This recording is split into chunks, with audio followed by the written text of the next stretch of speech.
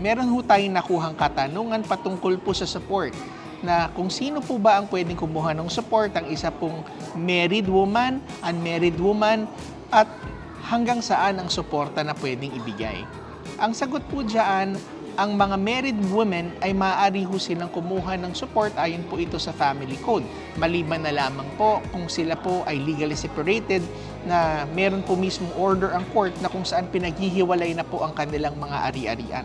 Sa mga hindi naman po kasal na mga babae ay generally speaking hindi ho kayo maaaring kumuha ng suporta mula sa inyo pong dating kinakasama na naghiwalay po, maliban na lamang kung kayo po ay merong anak at ang anak po ay dapat suportahan. Ngayon sa mga anak naman po, whether kasal po o hindi ho kasal, ang mga magulang ay kinakailangan bigyan ng suporta.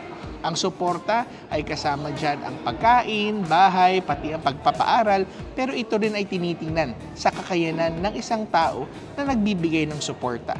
Kaya sa usapin ng magkakano, ay ito po ay case-to-case basis kung ano po ang makakayanan at ano naman po ang reasonable sa mga sitwasyon at pagkakataon na ito.